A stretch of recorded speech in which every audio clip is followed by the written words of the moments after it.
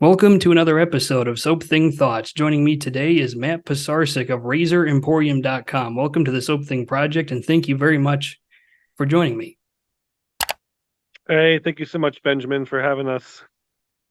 So for the two or three of you who are watching who don't know who this guy is, he is a subject matter expert with regard to Gillette safety razors of yesteryear, and particularly the restoration and maintenance of those razors. I'm talking about Gillette razors from the early 1900s all the way up until the mid 70s and even into the 80s.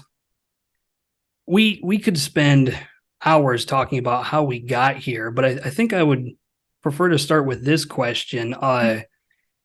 What exactly have you learned about vintage Gillette razors that is compelling or noteworthy?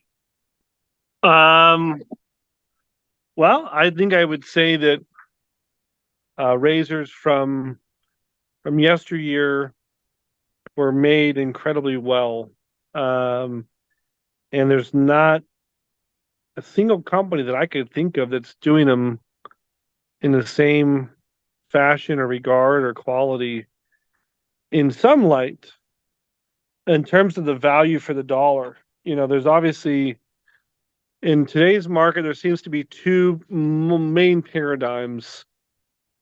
There's the companies that do the zinc alloy, chrome plated thing, and those are companies like Edwin Jagger, Merkur, Mula.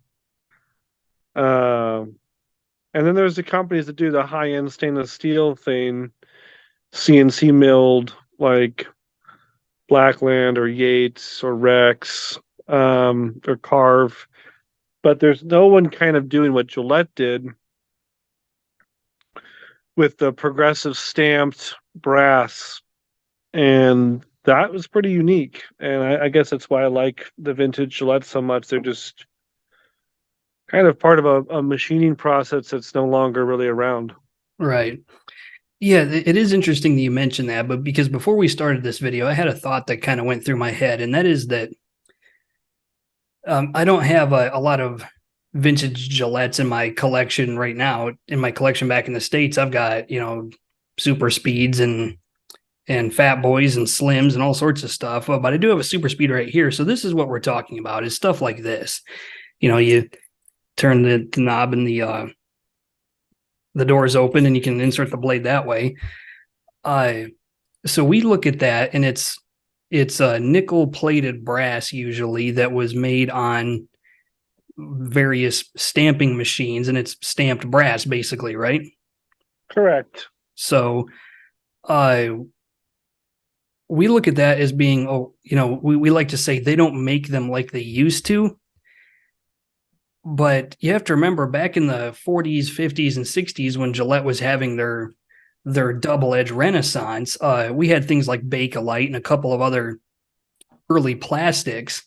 But for the most part, practically everything was made from steel and brass and wood and things like that. And so I think, you can correct me if you think I'm wrong, but I would venture to say that people back then who were buying these off the shelf at their local grocery store brand new maybe didn't necessarily regard them as quite so high quality. It was what you would expect to find when buying a wide variety of products. I mean, would you say that's correct? I would say that's correct for sure. Yes, 100%. The way that Gillette made the razor was directly proportional to the price point that they needed to be at, and the volume and the quantity they needed to be at. And when it comes to manufacturing, casting is obviously cheap, very cheap, but the quality is pretty subpar most times. And when I say subpar, it's even today. You look at people that own a Merkur or an Edwin Jagger, they have it for a couple of years and they drop it and it usually breaks. Gillette was, I think, trying to do something a little better than that with the stamped brass. At the same time, they were doing something that was cost effective in their mind because it was the way to make something economically. And the whole point of these razors was to be a loss leader and to be something that got a product into people's hands that they could then continue to buy razor blades and to fill. So it's kind of like which came first, the chicken or the egg? Did they do it because they wanted a quality piece, or they do it because that was just kind of the way things were made? I think it's more the latter. That was just the way things were made, especially in the scale they needed. They needed hundreds of thousands of razors at a time. It wasn't like, oh, we need a couple hundred here and there.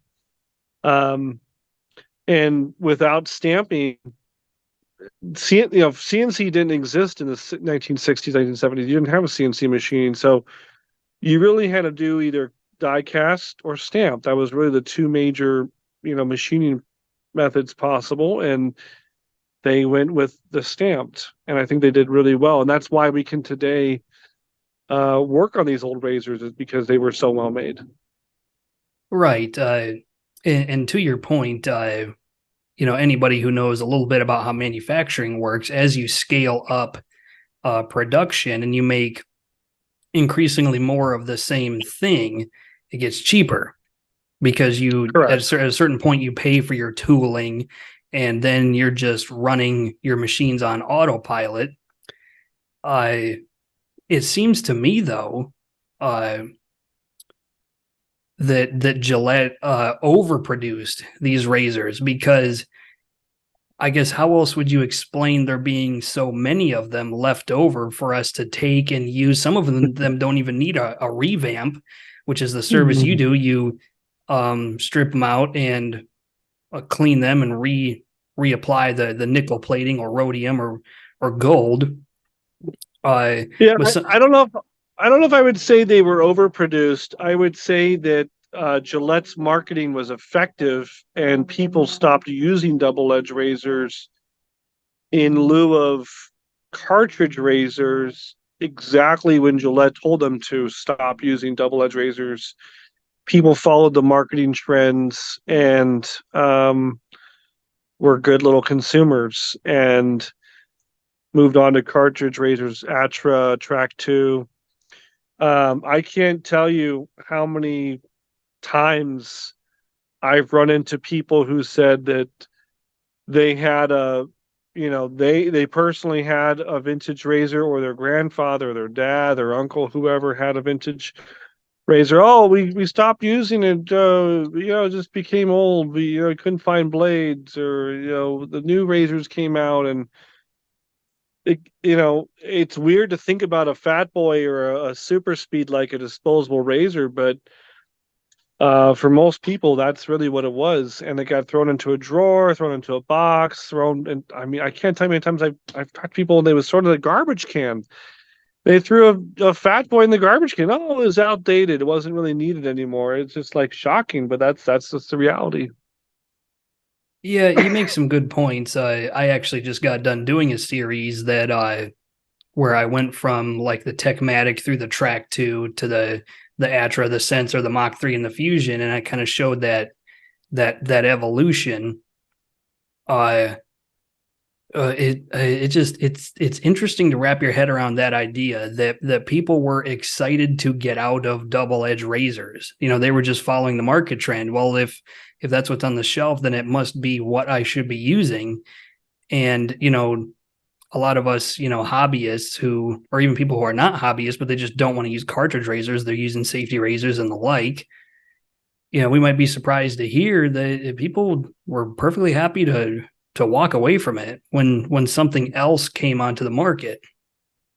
To me, it's not that surprising. You talk to your average person who's using a safety razor of any kind, whether it's a cartridge or a blade razor, a double edge, single edge injector. most people are completely unengaged with their shaving experience. They are using whatever works. They're using whatever's on the grocery store shelf. They have very little interest or knowledge or expertise or really discernment of why they use what they use. They use what they use because that's what I got at the grocery store. It's what's available. It's what I've always used. So it's what my wife bought me. It's what my dad showed me. I mean, all these things. Very few people are conscientious and choosing a method of shaving, with um, so it doesn't really surprise me whatsoever. Yeah, it's interesting what we choose not to invest time in. So, like, most people just don't care to spend a couple extra minutes shaving differently, but yet grown men will still take 10 minutes to do their hair. It's it's just I just had to throw that out there. I think it's interesting what we choose to invest time in when it comes to shaving, because like people like me, now that I've discovered double edge shaving, I will never go back. I will. You still there? I'm here. Sorry. Yep, I'm here. Okay. Uh, I will, now that I've discovered double edge shaving, I will never go back. I will occasionally like dip my toes into what used to be for me, but I'm not gonna go back to it on any permanent basis, because I do think it's better. It takes more skill, it takes more focus, and it's slower. Uh, but I think that makes it better. I don't think we talk enough about how we're doing this for a reason, because we think it's a better way to shave. Otherwise, we wouldn't be doing it. We would just be sitting there with our Mach 3 and our can of Gillette foamy and until the day we die. But some Yeah, of us but are not doing that. you got to remember there's two main consumers that I talk to, and again, I've been involved with this hobby for coming up on 15 years. There's the consumer that is interested because of choice, and choice can mean I want a better experience, I want a cheaper experience, I want a more enjoyable experience, all those things. But then there's also the consumer that is involved with this because of necessity, and that is, I can't get a good shave with an electric or cartridge razor. I get ingrown hairs, I get irritation. And so by necessity, I'm involved with this. So there's a choice and necessity kind of crowd. Um, there is the secret option C. There's a secret third option that's very, very small. It's just that it goes to, well, I ought to not have a wasteful experience. I ought to be more conservation minded or whatever. That's so small. Um, Most people get involved because of price. Oh, I don't want to pay money for the blades and cartridges, or necessity. Oh, I can't use these products. They are not good for my skin. So outside of those two markets, everything else is just trivial. Right. Um, which is why, and then I fit into that. I fit into the latter. I fit into the necessity. I couldn't personally use these other products, so to me, it's a necessity. Right. I think how you and I got started is not too dissimilar. I can perfectly well use anything off the shelf. I just don't want to because I don't enjoy it. Versus wet shaving, with a safety razor, I do. But yeah, it's funny how we're all like, oh, yeah, I want to save money, and because these cartridge razors are too expensive, and then look what happens to us. Well, we save money on a grand scale of many years, I guess. But it's still a super cheap hobby compared to any other hobby. I always say this. I'm a guitar player, and you want to talk about an expensive hobby. Guitars are expensive. You can spend $2, $3, $4, $5,000 on a nice guitar. You could spend the same on a nice amplifier. You talk about effects pedals and cables, and you're talking, triple digits instantly on those. You can spend $10,000 on a decent guitar rig, and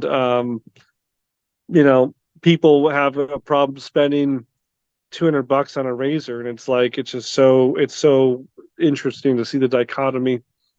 Um, but this hobby is, to me, a super cheap hobby to be involved in. There's so many vendors out there that make great stuff. There's so many products. There's so many choices, so many options. It's so decentralized that it's a very inexpensive hobby. And I think people should jump into it and enjoy it, because it really is the cost benefit ratio. The other thing I always tell people, let's talk about another hobby for a second. Here in the United States, owning firearms is pretty common, and I own lots of firearms, and other people do. Again, you can spend thousands of dollars on a firearm and then ammunition, and then you got to, go out and make time to use it and go to the range or go to find a place in the desert or forest. And, whereas shaving is something where you can spend a couple $100, get some great products, but then you get to use it all the time, and you get to Right. use it at home, and you get to use it, often, frequently, and it's just so much more accessible than, let's say, shooting or even guitar playing. Right. Yeah, I know what you're talking about. I've got a lot of guns in my safe back in the States too, so I know exactly what that's all about. It is compelling in that there is a very no barrier to entry kind of retail therapy satisfaction. Because you can get a puck of soap for, in some cases you can still get them for like $15. Well, practically everybody can afford that.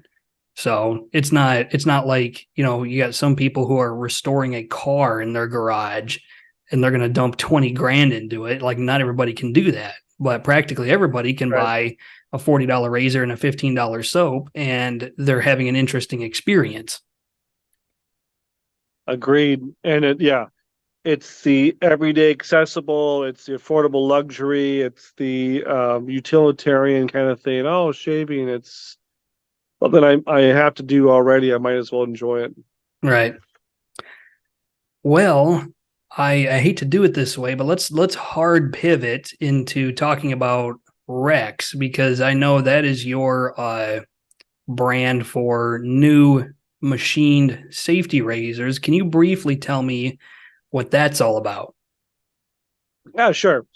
Well, we were involved, as a company, we were involved for close to a decade with uh, buying and selling and restoring vintage razors, vintage Gillette razors mostly, and being a retail company, selling soaps and creams and brushes.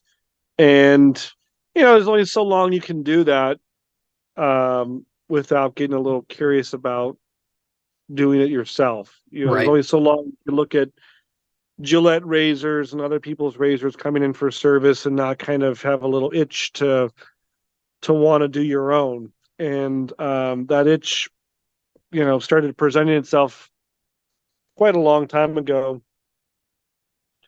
It got serious probably towards 2015, 2016, with developing a razor.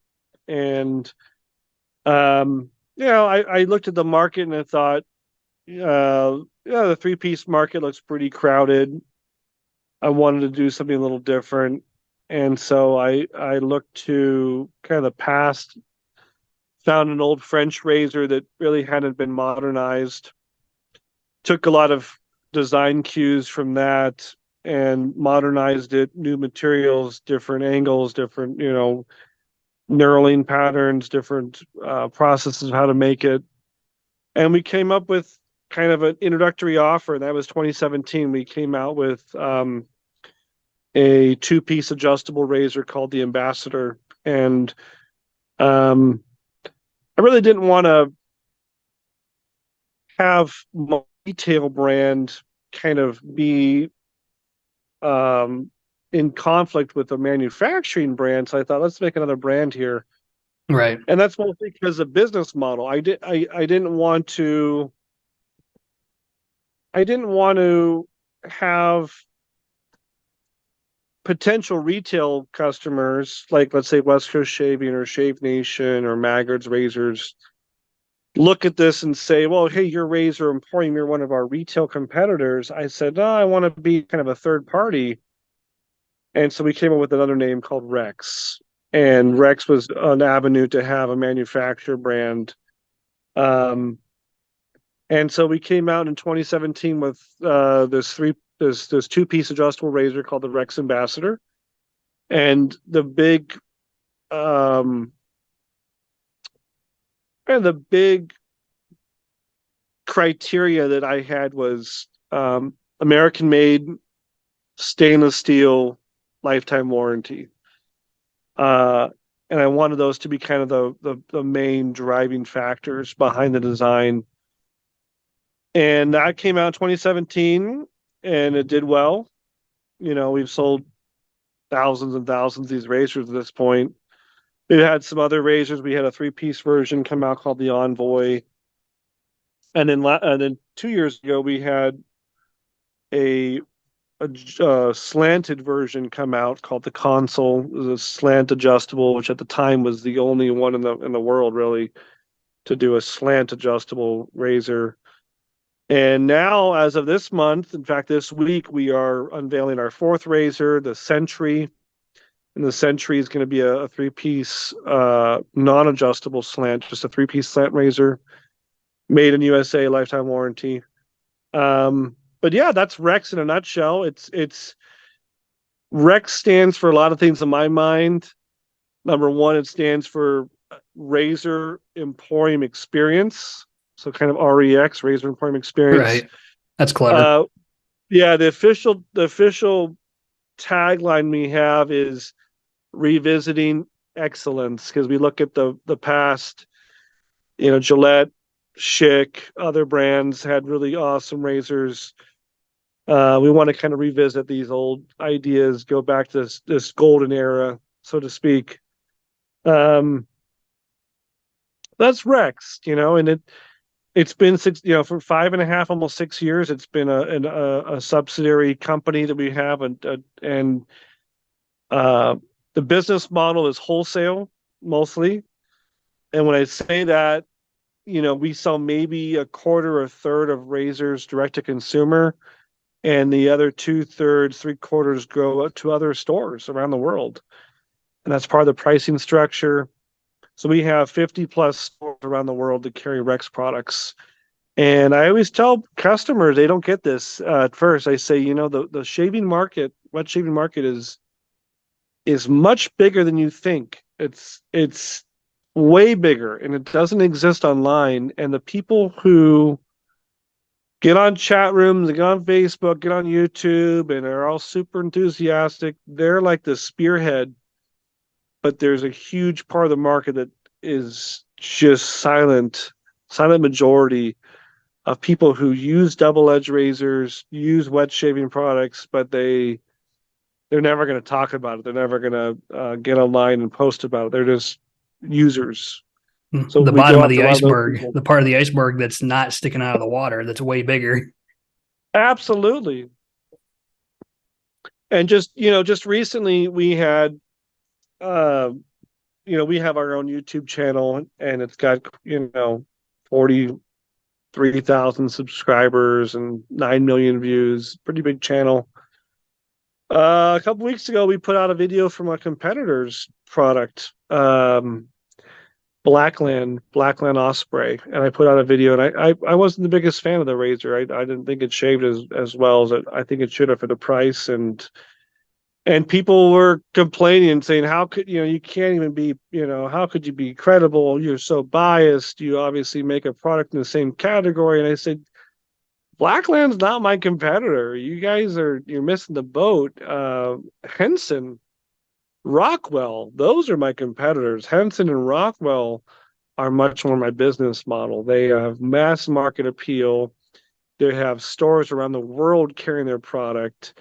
They are getting intro customers. That's the key demographic is people getting people converted from cartridge razors or electric razors into double edge.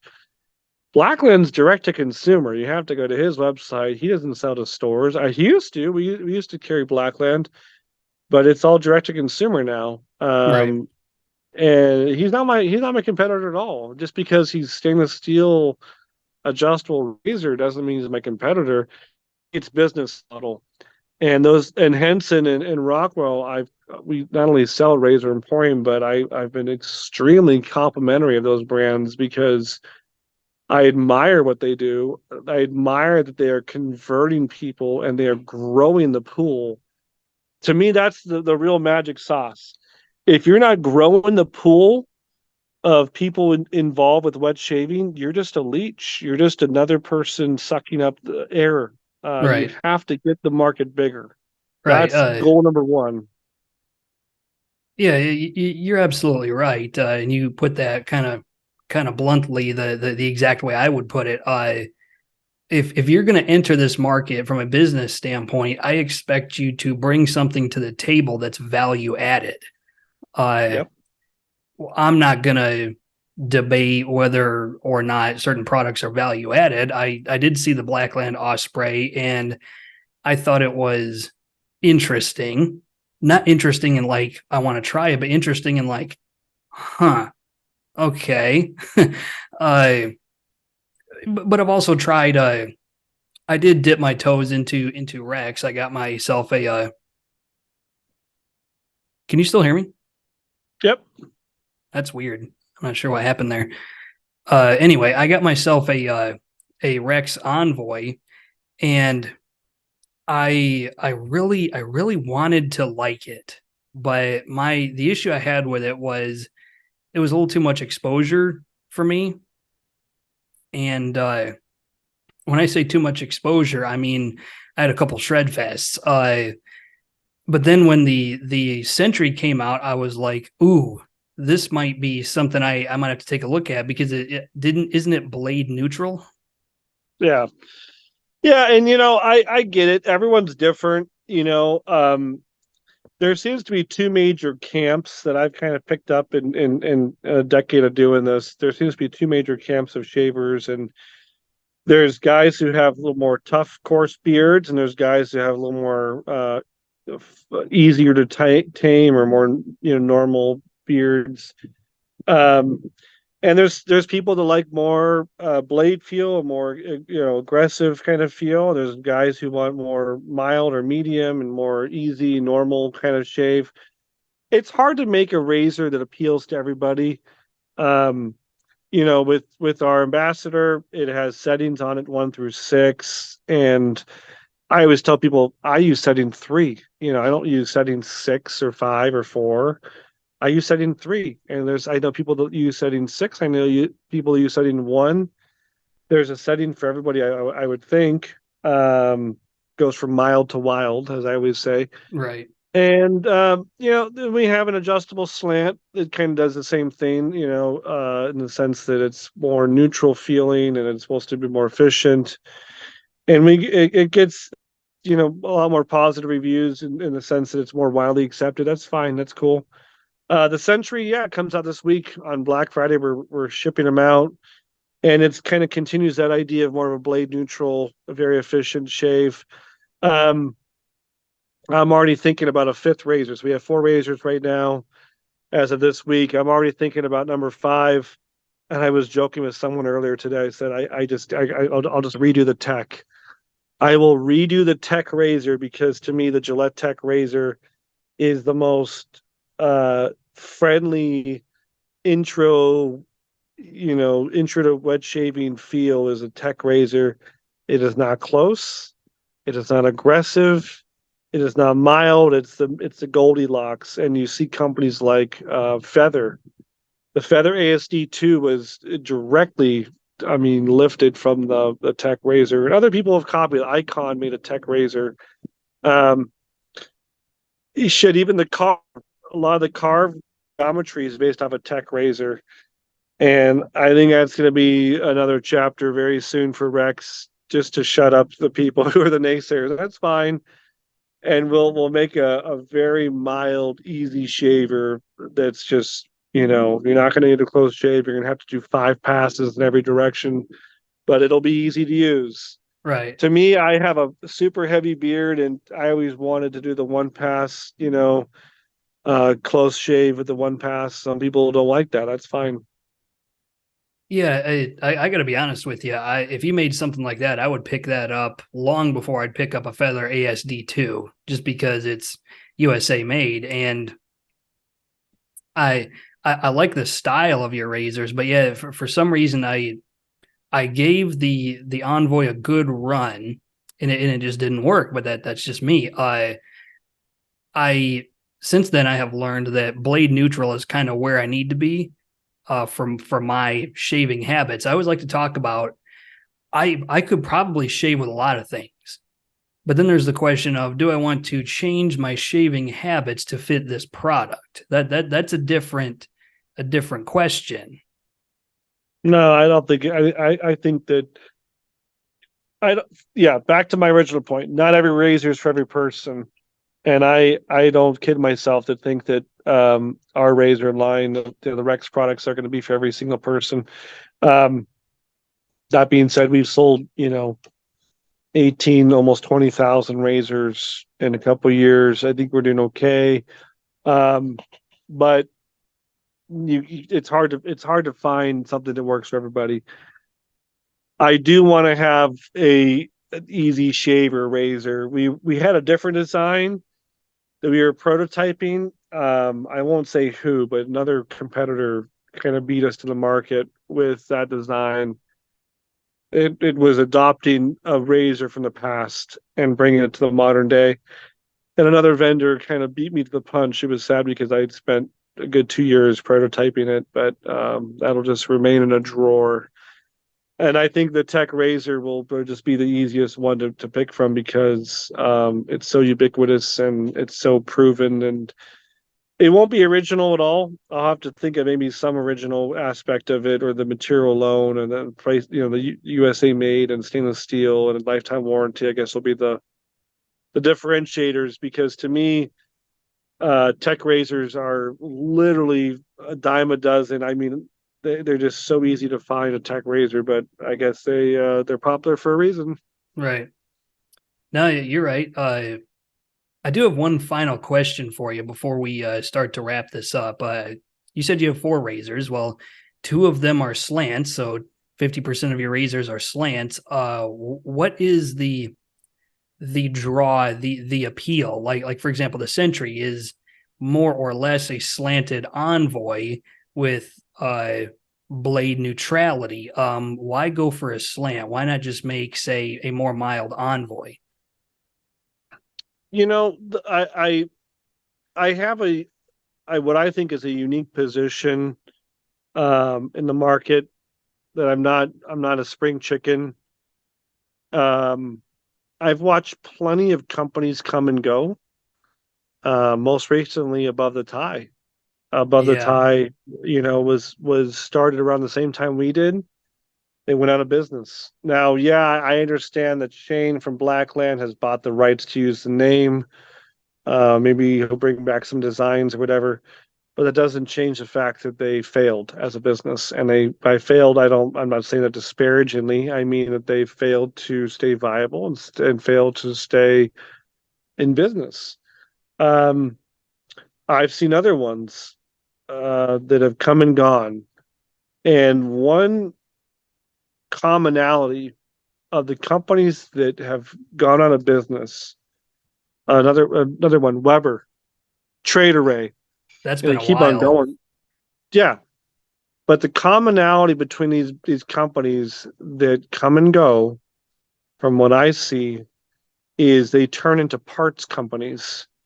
And by parts companies, I mean that they just turn into, well, we got these 5 different handles and these 5 different, guards and these different caps, and you can just mix and match, and you can just make products here. And we're going to have different base plates. We're going to have 10 different base plates for you to choose from. Um, You can get away with that when you are Yates Precision or your Carve, and I respect both those people. We sell both those products on Razor Emporium. Yates and Carve both own their own machines, meaning they are a manufacturer who who sells products direct to consumer.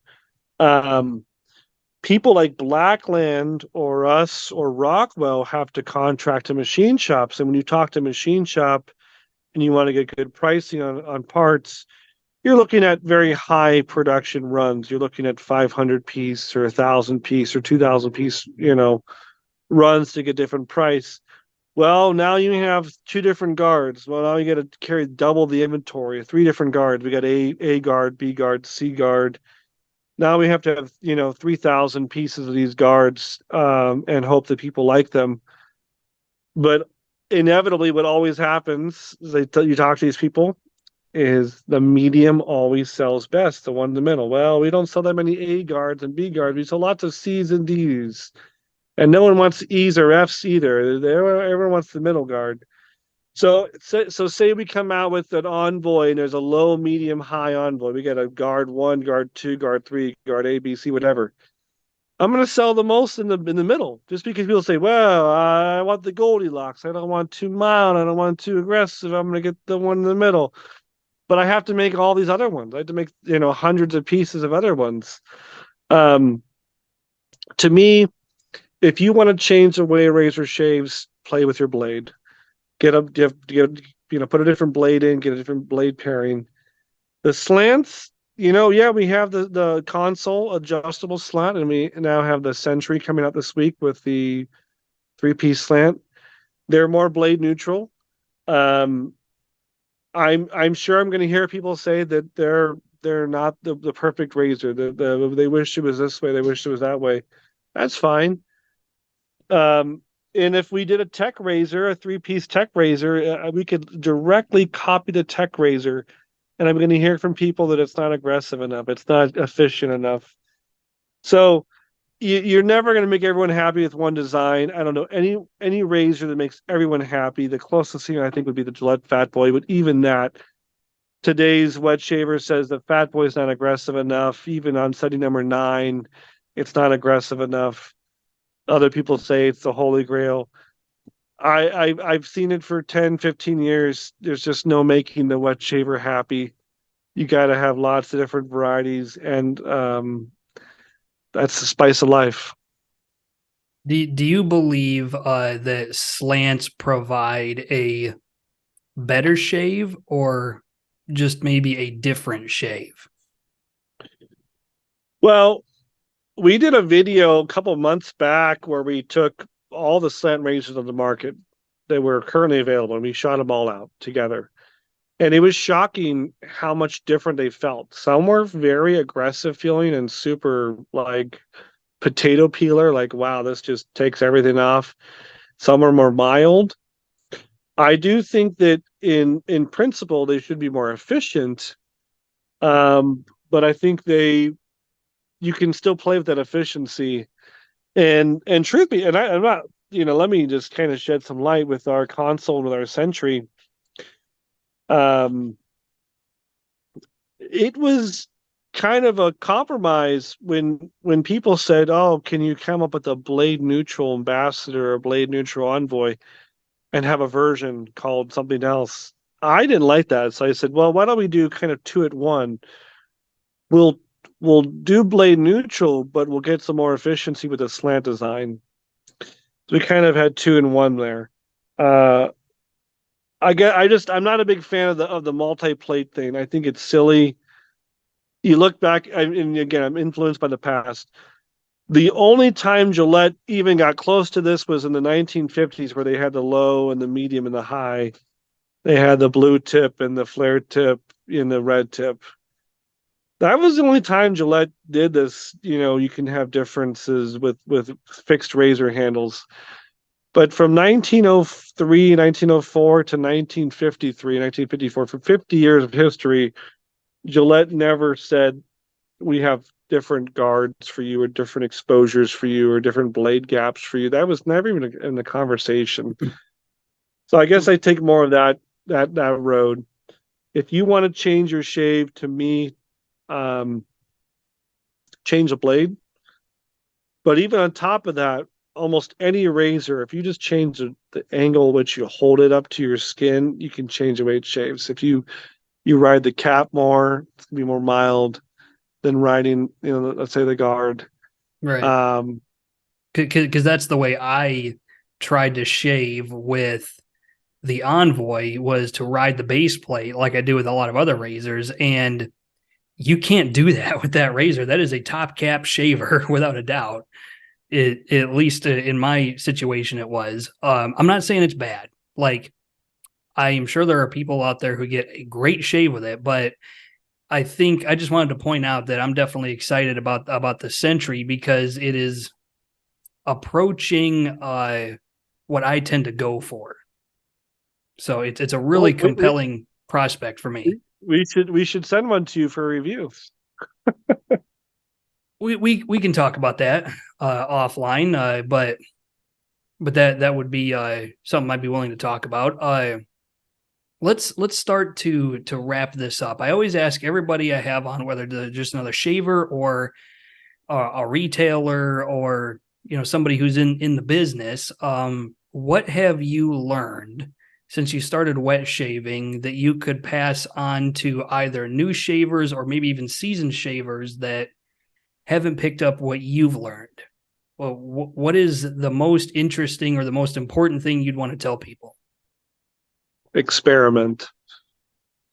Um, don't accept the results from the first blade or even first 5 blades you use. Don't accept the results from the first shaving cream or the first 5 shaving creams you use. Keep on trying things. Keep on uh, buying gear, trying it. If it doesn't work, return it or sell it.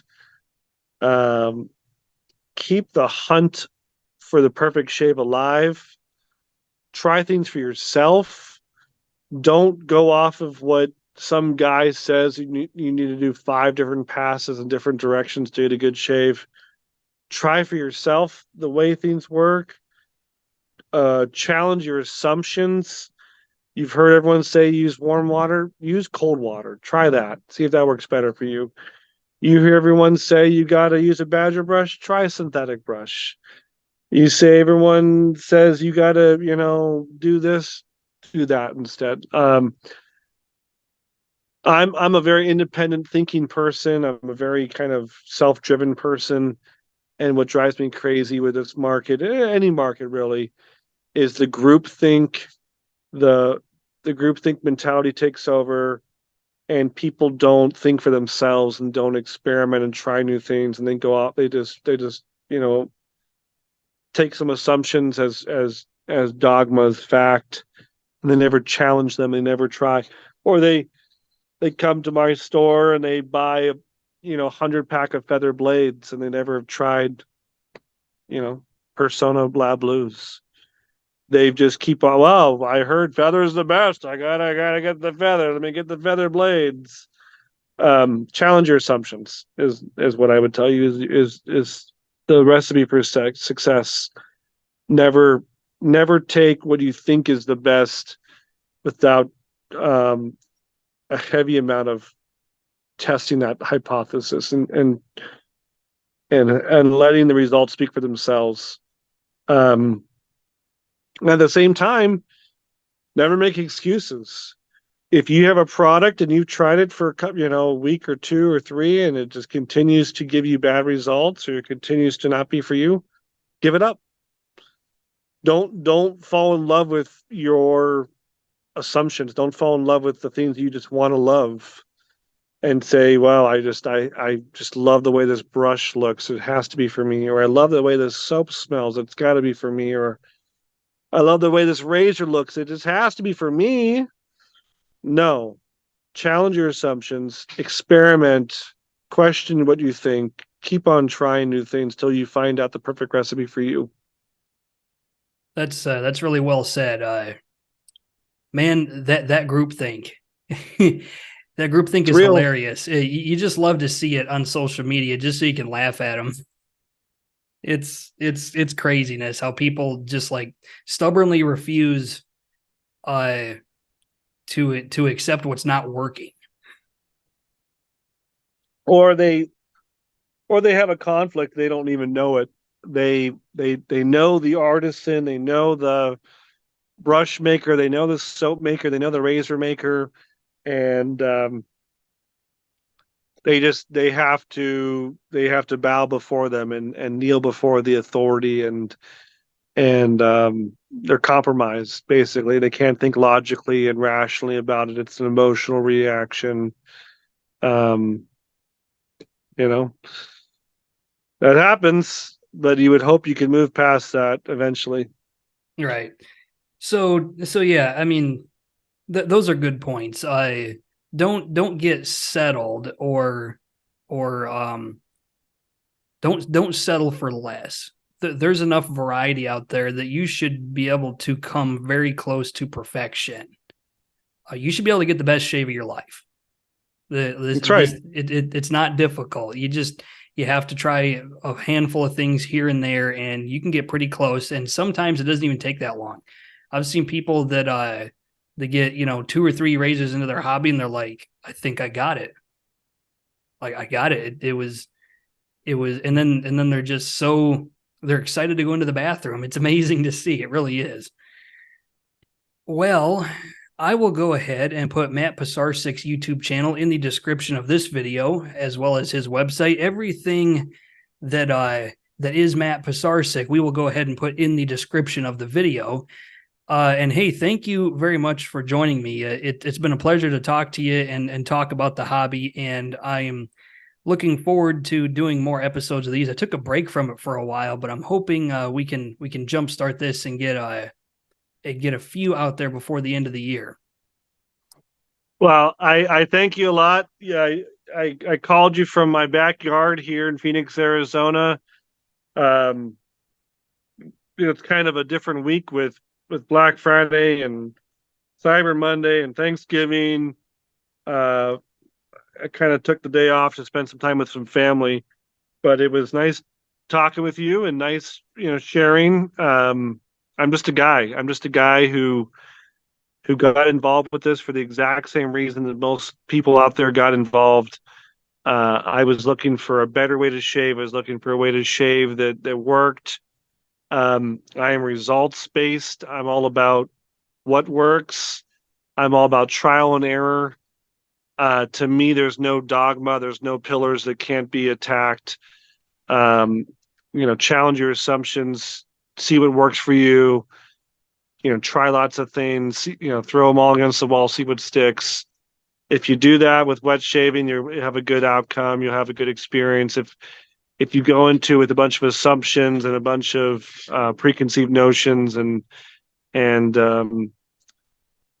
glass ceilings of products or people that you can't attack, you're gonna have a bad time. Have